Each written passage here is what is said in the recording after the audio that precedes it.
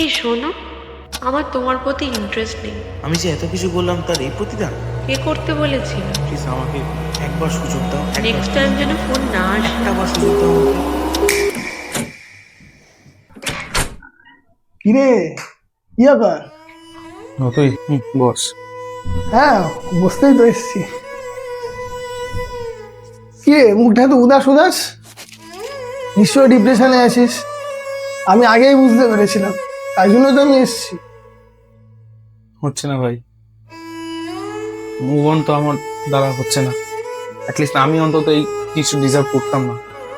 ভাই জানি মায়া কাটানো খুব মুশকিল, কিন্তু তুই অ্যাটলিস্ট এগিয়ে যা। আমি যে ভুলটা করেছি সেই ভুলটা তুই অন্তত করিস না, এটা রিকোয়েস্ট তোর কাছে আমার। মায়া কাটানো আমার দ্বারা হচ্ছে না। তুই কি সুন্দর পেরে গেলি, আমার দ্বারা হচ্ছে না এটা। দেখ ভাই, এই সিচুয়েশনটাকে ওভারকাম করা তোর কাছে দুটো অপশনই আছে। এক, হয়তো এই সিচুয়েশনটাকে মেনে নিয়ে ওভারকাম করে নিজের লাইফে এগিয়ে যা। আর দুই, তুই নিজের লাইফে সিচুয়েশনটার উপর গিল্ট ফিল করে সারা জীবন এটা নিয়ে তুই বসতে থাকবি। Choice is yours. তুই তাহলে কোন রাস্তা নিচ্ছিস? দেখ ভাই, আমার কথা ভেবে আর লাভ নেই, আমি সবই জানি। পিছনে যে ব্লেডটা লুকিয়ে গেছিস সেটা বার করে ফেলে দে। তুই কি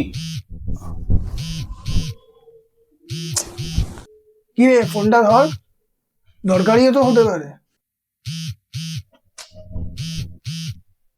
হ্যালো আরে অলিক, হ্যালো কেন করলো এটা?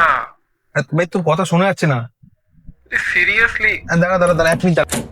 হ্যাঁ বল বল। আরে আমাদের অলিক সুইসাইড করে ফেলেছে ভাই। কি বলছিস? আরে সিরিয়াসলি, আরে ও ভাই, ও 3 মাস আগে ব্রেকআপ হয়েছে, ও ফোন প্রায় পড়িয়ে গেছে, ও কেন এখন সুইসাইড করলো? হ্যালো, কিরে তুই শুনতে পাচ্ছিস?